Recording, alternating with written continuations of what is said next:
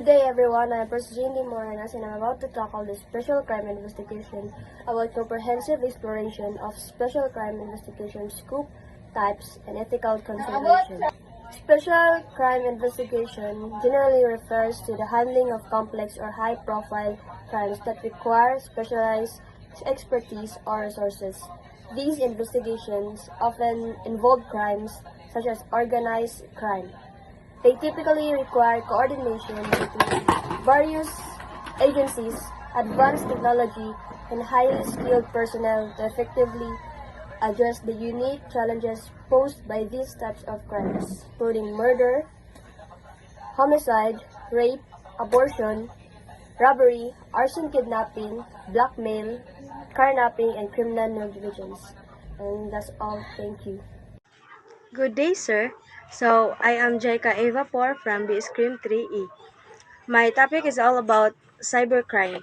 So, cybercrime is criminal activity that either targets or uses a computer network, or a network device.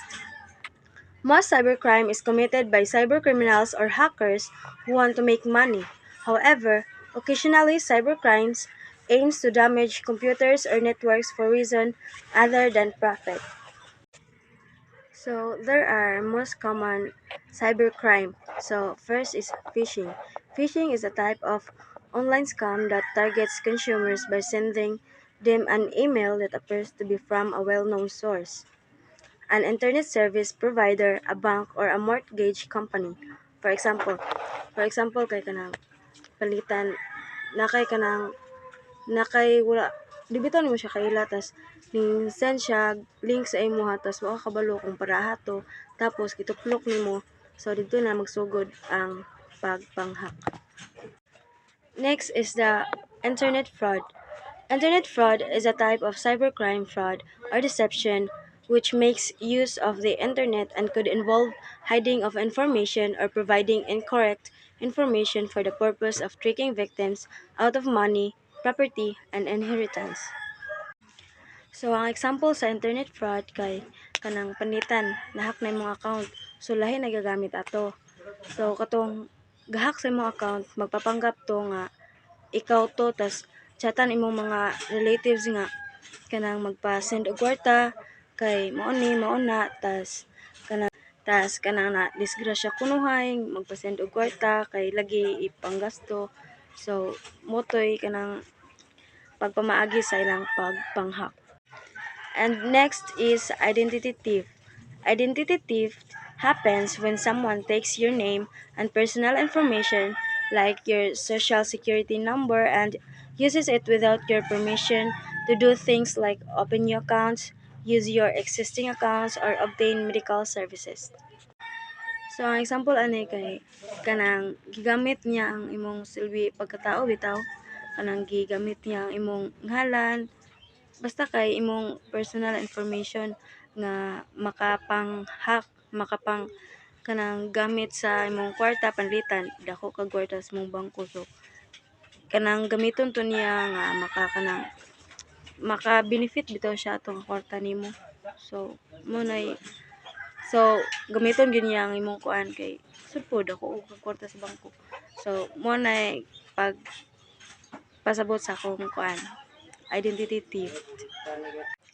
So there are many examples about cybercrime. Si Sir Lai bahala sa uban kay kanang murag kanang isod ba siya i-explain good. Thank you. Good day, sir. I am Natalja Hindi Paglinawan, the next reporter, and my topic is terrorism, financial crime, and drug trafficking. So, terrorism is investigation of acts of violence or threats intended to instill fear and coerce governments or societies for ideological or political goals. Financial crime is the investigation of fraudulent financial activities such as embezzlement, money laundering, insider trading, and corporate fraud. Drug trafficking, investigation of the illegal production, transportation, and distribution of controlled substance. Drug trafficking investigation require extensive surveillance, undercover operations, and collaboration with international law enforcement agencies. Hello sir, I am Leah Miguide. So, I am the next reporter. So, my topic is all about the scope of special crime investigation is vast, encompassing a wide range of offense including. So, first is homicide. The killing of person by another. So, kaning homicide is kining killing by person or another. Kanang, for example, is kanang nakapatay siya. Napatay niya ang kanang usa ka tawo without intent. So, intentionally nga pagpatay. So, next is rape and sexual assault takes many forms including attacks such as rape or attempted rape as well as any unwanted sexual contact or treat. So, makasuhan ka ning sexual rape or sexual assault if kanang nang rape ka, for example, is kanang gitreat nimo, gihadlok nimo din. Gihadlok nimo nga, yun ana, patyon tika kung di ka musugot. So, makasuhan kag rape, ana. Then, kana pong imong gi-force ang usa ka tawo nga himuon kanang unsa imong gusto. Muna siya isikan. Next is robbery, the crime of taking or attempting to take anything of value by force, threat of force, or by use of force. So, kaning robbery is taking or attempting take anything. Like, for example, ang robbery is kanang with force nimo nga gikuha. For example, is kanang nangawat ka sa balay, tas kanang gigamitan nimo force, giguba ba nimo iyahang sira or katong butanganan sa iyahang money. Muna siya robbery. Next is arson, the act of willfully and deliberately setting fire to or charring property. So, akong po example aning arson, makasuhan kag arson if, for example, ang motorcycle is nadira, tas imong gisunog. Muna, makasuhan kag arson. Next is kidnapping, the action of abducting someone and holding them captive.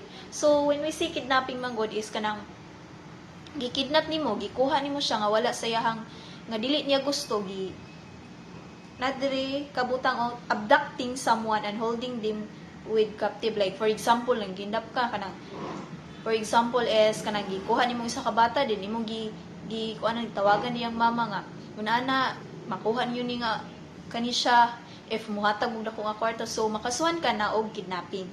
Next is carjacking, is a robbery in which a motor vehicle is taken over. So, kaning carjacking manggod napod siya lahi kanang different ni siya sa kining carnapping. When we see manggod carnapping is kana bitaw ning parking dira ang motor, for example, ning parking dira ang motor imo ra gikuha. Ang kaning carjacking is with force, imo jud siyang gikuha jud kanang is the act of taking vehicle from its driver by force, the threat of force. So kanimo siya ang carjacking. So that's all sir.